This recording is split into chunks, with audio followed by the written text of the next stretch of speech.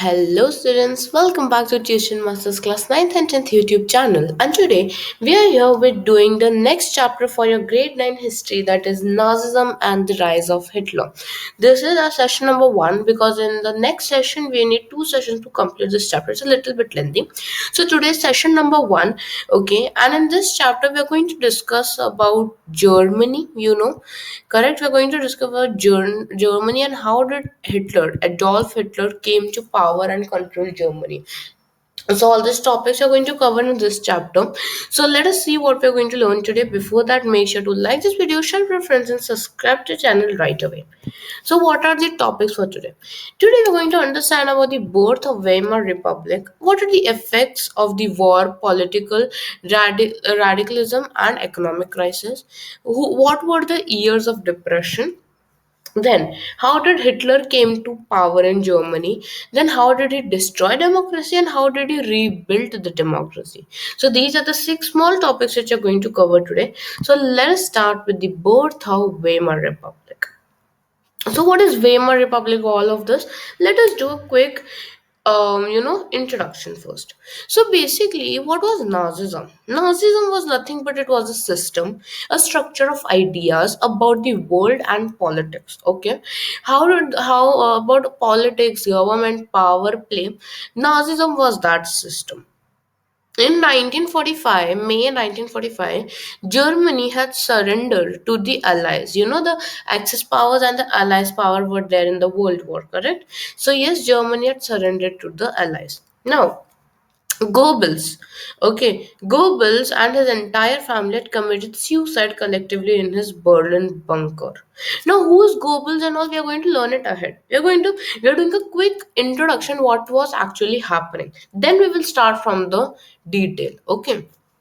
Then, later on, international military tribunal at Nuremberg was set up to prosecute the Nazi war criminals for crimes against humanity. So, to execute the Nazi people who were doing crimes against humanity, which are more worse than humanity, right? So, for that, there was an international military tribunal at Nuremberg. Now, what were those crimes? First, Germany had waged a genocidal war, which resulted in mass murder of selected groups of innocent civilians of Europe, like few groups like Jews, correct, Gypsies, Polish. All of these people were killed. Okay, genocidal is nothing but killing a mass number of people, but of specific groups. They were innocent, but they were killed. What were the numbers? Numbers are important. Okay, the numbers were it was 6 million Jews, 200,000 gypsies, 1 million Polish, and 70,000 Germans. Okay, now why Germans? Because they were mentally and physically disabled. To them also Hitler had killed. So 6 million plus 1 million Polish, then 200,000 gypsies, 70,000 physically disabled Germans. You can understand how many, a large number, too large number of uh, people were killed. Nazis devised an unprecedented means of killing people, that is by gassing them in various killing centers like Auschwitz. So basically, they were killing people in the gas chambers. They had made a place known as the concentration camps, which we'll study ahead. There were gas chambers, so there poisonous gas. So the people who wouldn't listen to them, they were thrown into the gas chamber and killed over there. So it is too bad, right? So that is why it's known as the crime against humanity. Nuremberg Tribunal, which was created, was sentenced only to 11 leading Nazis to death. The leading members of the Nazi party, only 11 of them were killed. Others were imprisoned for life. Then, punishment for Nazis was far short of the brutality and extent of all their crimes. What crimes Nazis did, this killing 11 of them and imprisoning was just very less. Just 11 people they killed of Nazis, just 11. And what about the millions and millions of people they killed, correct? Allies did not want to be harsh on defeated Germany as they had been after the First World War. So in World War One, correct, Germany was surrendered to Allies because Germany was defeated. So that's why they surrendered and accepted. Correct. Now let us understand about the Weimar Republic. Now you understand what is the scenario in Germany. Now let us understand about the Weimar Republic. So basically, Germany, it was a very powerful empire, correct? It was a very powerful empire in the 20th century, the earliest of that, okay? During that time, Germany had fought the First World War. Remember the date of World War 14 to 18, 1914 to 1918, alongside with the Austrian Empire against the Allies. So Allies power, Axis power. So the against Allies, Germany and Austrian Empire were fighting.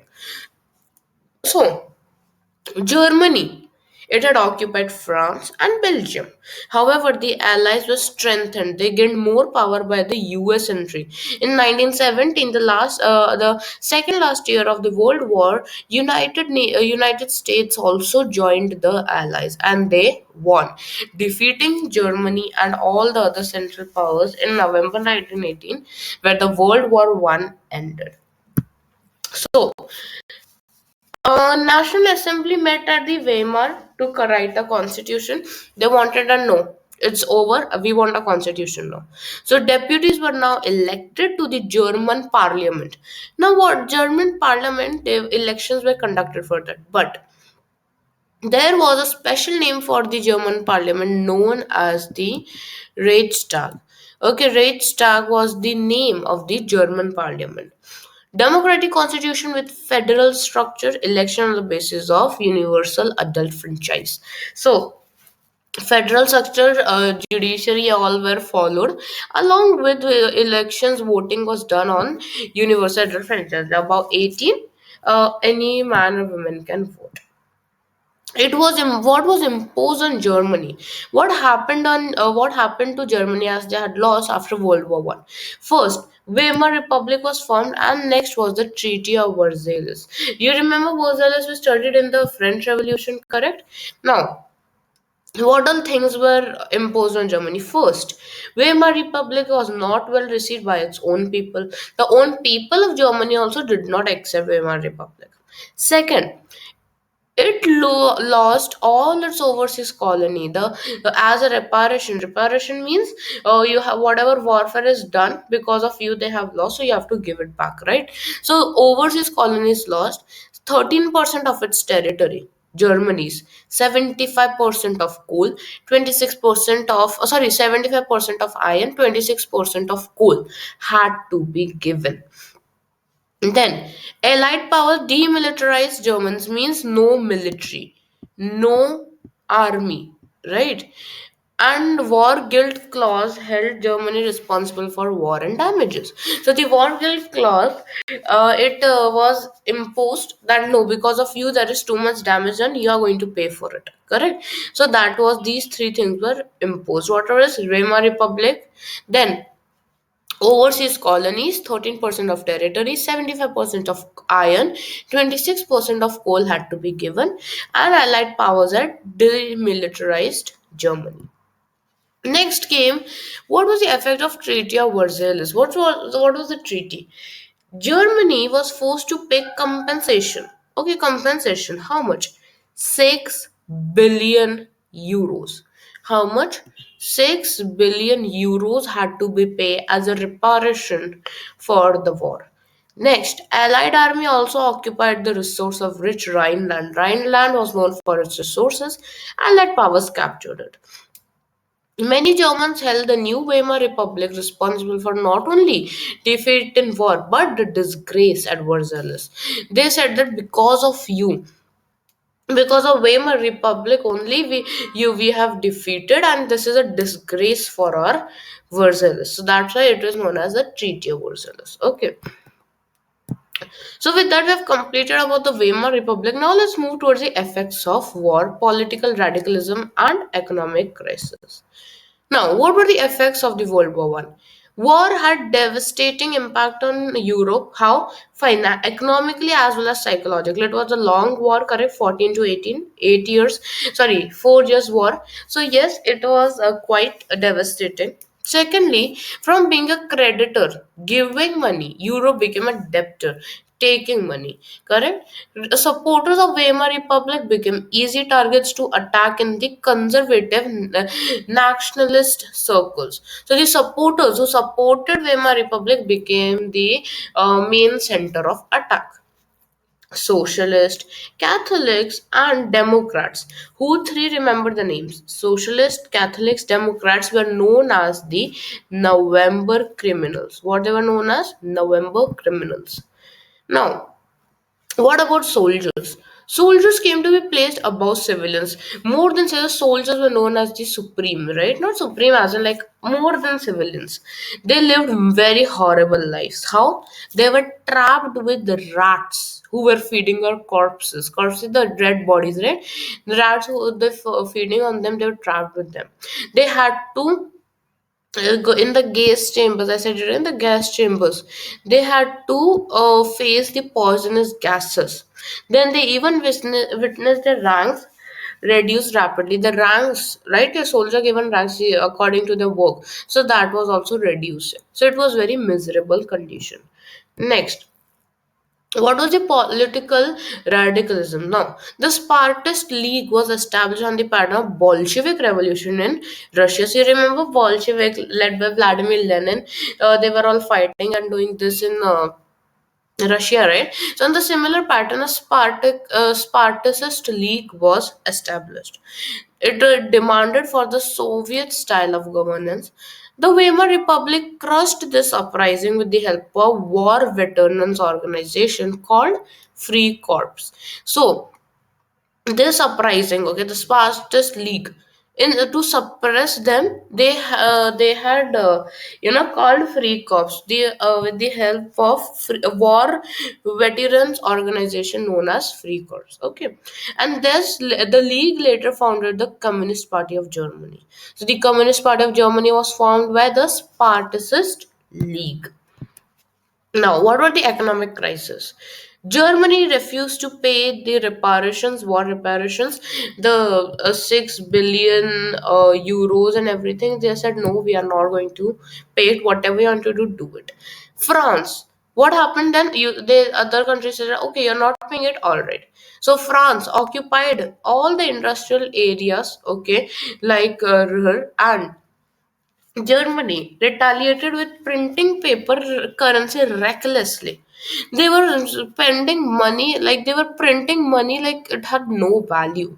The value of mark collapsed. That much money they're like printing some printouts of worksheets, something. That way they're printing just the money, printing and printing and printing. Price of goods were soaring and there was hyperinflation. That means the price of goods and all increases super highly, and the banks and all they're just throwing out the money, giving money, giving money. That's it. That way. Okay. So American intervened. They said that to Germany, you guys are idiots. Do something properly. What are you doing? So Americans had intervened and bailed Germany out of this crisis, including the Dewey's plan. Okay, now what is the Dewey's plan? It worked the terms of reparation to ease financial burden. Now that much burden, it is $6 billion. So that's why to ease it, what they said, allies. $2 billion reparation, then 2.6 billion in water payments and 2.5 billion in loans. That way the cycle will go. That was the okay. So yeah, Dave's plan included USA, Germany, and France. How? Germany uses increased tax revenues to pay reparations to France. So they will increase the taxes. Whatever money they're getting, they will pay in a kind of installments to France. Next, France will pay back the war loans to US and import US goods to help rebuild France. So for more betterment of France, the reparations given by Germany, they will give it to USA. And then USA will give money to Germany, which is spent on building up the German economy. So German economy, that also we have to build it. They will be poor or else it will be just hey there and all. So see, that's why USA said that we will be giving you loan. You give to France, France will give us, and we'll give you back. That's how the dev's plan was working out. Okay. Now let's move towards the years of depression. What were the years of depression? It was from 1929 to 1939, 10 years exact. So, America's financial support to Germany was withdrawn when Wall Street Exchange had crashed. Wall Street Exchange, what was it? It was the biggest stock exchange. Okay, the biggest stock exchange place was the Wall Street. So it has crashed in 1929. That's where the depression started. Fearing of a fall in prices, people made frantic efforts to sell that. They said, "Oh my God, this and that we are selling our shares. We do not want any fall in prices and problems." All right, now factories were closed, exports fell, farmers were badly hit, and the speculators withdrew their money from the market. They said that it's crashing, we don't care, we're taking our money back now. We do not want to suffer. So, in between 29 and 32, national income of USA was fell by 1 by 2 times. That is half. It had fallen directly, and the effect of recession in US economy were felt worldwide. That was the great depression which was happened because of the Wall Street exchange had crashed. Germany now worst hit, and industrial production reduced to 40%. Industrial production was reduced to 40% in Germany. Employees were there in very less amount, but unemployed had increased to 6 million. 6 million of the population was unemployed. Jobs disappeared. What jobs they will do? Industrial production is 40% only. How, what jobs they will do? No jobs there. Now youth, they need money. They need money, right? So what did they did? Started doing criminal practices, killing people, robbing and everything, and it became total despair, sadness among people. Now sections of the society filled with the fear of proletarianization. What is the meaning of that? Let's understand. So basically, proletarianization meant that going to a middle class level, okay, falling to a middle class level, or basically poor. So becoming poor, going directly falling into the middle class, section from whatever condition you are, that is known as proletarianization. All right. Now, what was the effect on Weimar Republic? There was proportional representation. Article 48 gave the president to the power to impose emergency suspended civil rights and rule by decrees. So basically, the civil rights were suspended, no civil and nothing you're doing, you're going to rule by decrees now. Now, people lost confidence. They said that what this parliament will do, no offer it is, now we have to do something. So now came Hitler. He said that okay, now government, they everyone have lost hope on government that they are going to do nothing. So now I will come to power. So now let's understand how did Hitler come to power. Who was Hitler basically? He was born in 1889. Okay, he was born in 1889 in Austria. An entire youth when he was small, he had spent in poverty. He acted as a messenger and became a corporal and earned medals for bravery. When he grew, he acted as a messenger and even got medals. German defeat horrified him and Versailles Treaty made him furious. Germany defeated in World War One. He was too scared, and the Treaty of Versailles or that colonies given and all that thing that made him angry. In 1919, he joined the National Socialist German Workers' Party. Remember it. You can remember as a mnemonic NSGWP. Okay, National Socialist German Workers' Party, which this big name was converted into the Nazi Party. Nazi party, that's why we're studying about Nazism, right? Now, in 23, Hitler planned to seize control of Bavaria. Seize control means take the power. March to Berlin and capture power. But his plans did not work. It was failed. Nazism became mass movement during the Great Depression. The Great Depression, people are sad, depressed, youth doing criminal activities. So that's why a mass movement was taken up by Nazism, Nazi party. Nazism stirred hopes of it. They said, okay, no problem. If you believe us, if you're with us, then we will do this, we will do that. Just fake things. What was that known as? That was known as the Nazi propaganda. Correct? That was the Nazi propaganda, just fake publicity they were doing. Correct?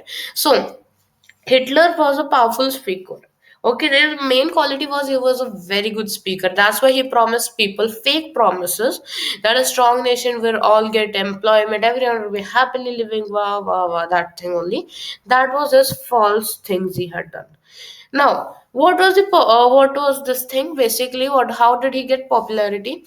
1928, he only got 2.6% of votes in Reichstag. Okay, Nazi party when it stood in elections for the Reichstag, okay, they just got 2.6%. Okay, but in 32, it had become the largest party with 37% votes. So understand 20 to 32, what difference happened? Politics. It included significant rituals and a spectacle in mass mobilization. So he did his methods were quite different, correct? And next, what was this propaganda, the fake things? So it skillfully projected Hitler as a messiah or a savior. The propaganda was that Joseph Goebbels was hired to do this propaganda. That, oh, hail Hitler! You might have heard it. Hail Hitler because he's a messiah. He acted as a god. He saved us and all. Correct. Second last topic of the day: how did he destruct democracy? How did he, broke the democracy? On 30 Jan 1933, Hitler became the chancellor. He got the chancellorship, the highest position in the cabinet of ministers. By whom? Hindenburg. He was the president. Hitler set out to dismantle the structure of democratic rule. Now he said that, okay, I got the chancellorship, I'll remove this democracy now. Now what happened was a mysterious fire. You can understand what I mean by mysterious fire here.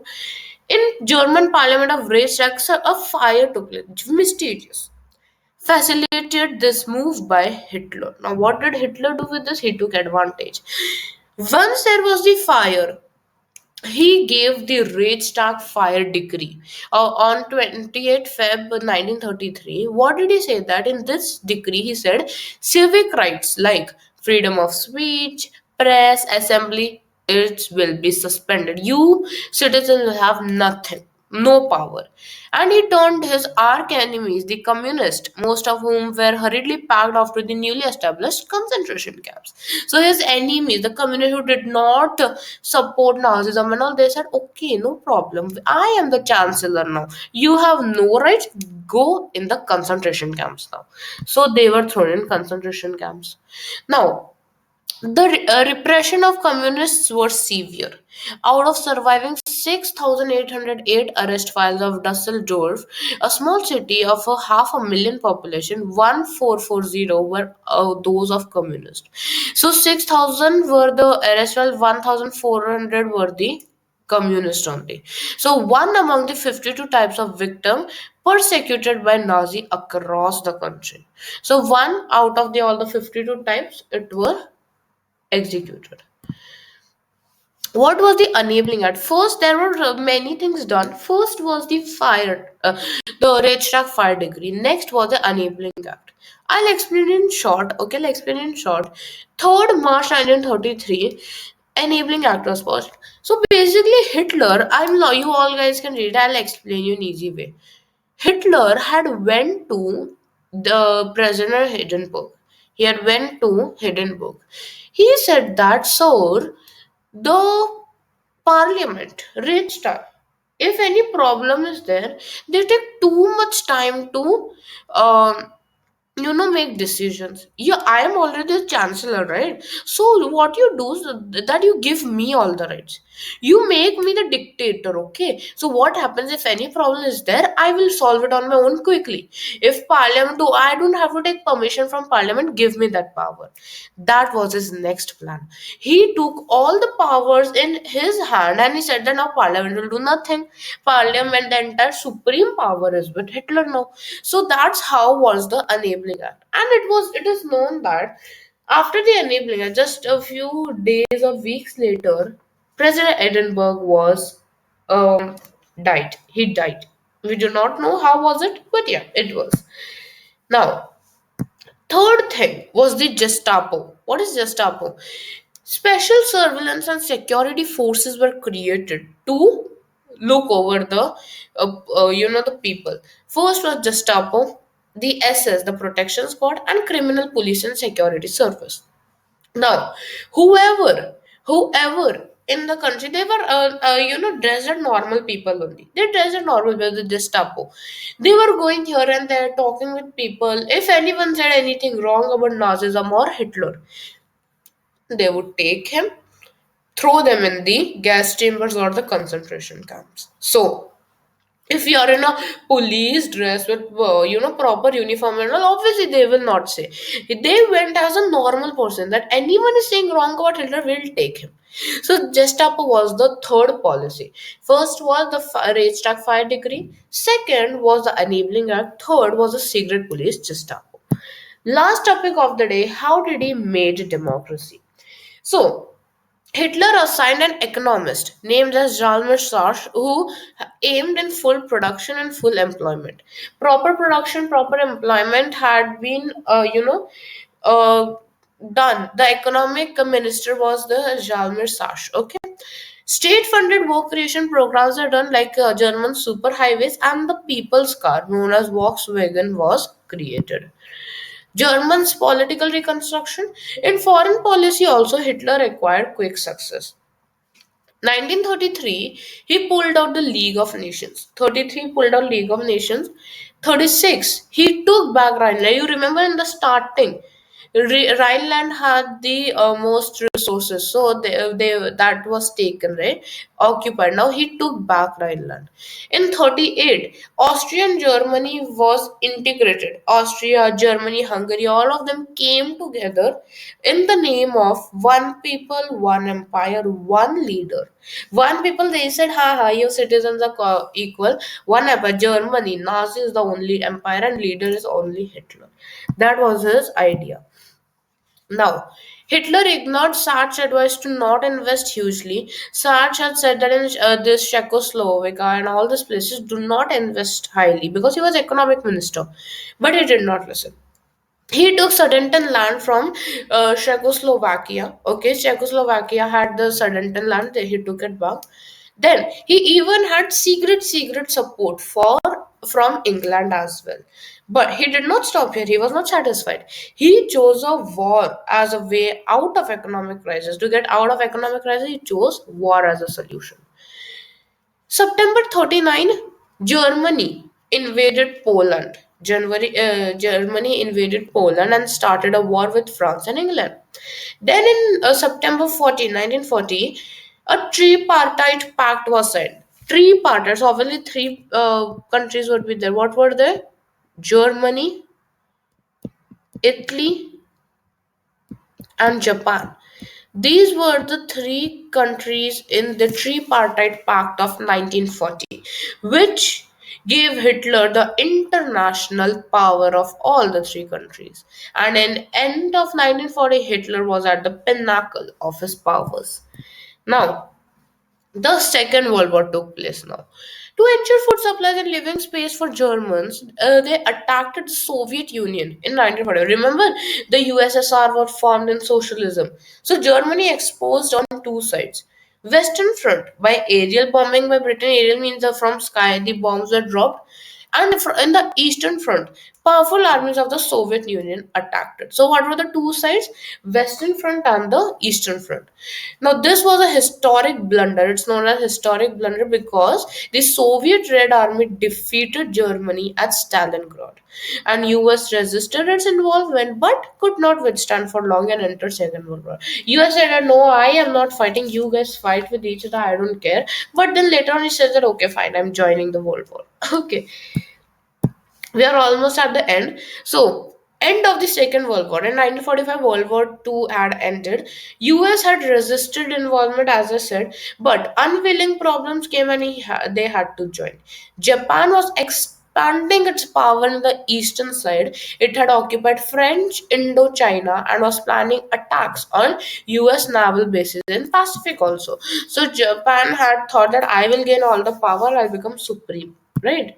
Then, with that Hiroshima and Nagasaki incident, you all know, Japan extended its support to Hitler and bombed the US base at Pearl Harbor. The US entered the Second World War. Why did US enter? If they ask you, why did US join the Second World War? Because Japan, with the help of Hitler, they bombarded the Pearl Harbor of US with the atomic bomb. That's why US also entered. The war ended in May 1942. World War II, you all know, right? The dates are important. With Hitler's defeat and the US dropping of atomic bomb on Hiroshima, Nagasaki in Japan. So with that, the World War II had ended. And with that, we even ended with today's session. So thank you so much, students, for watching today's session. I hope it was informative and we did many um, things about Nazism and all, right? In our next session, we are going to learn about the youth in Nazi Germany and how did Hitler come to an end. So with this, we have completed with today's session. Make sure to like this video, share it with your friends, and subscribe to the channel right away. I'll be seeing you very soon in the next video. Till then, make sure to stay tuned, like, share, subscribe, and I'll see you very soon. Take care and goodbye.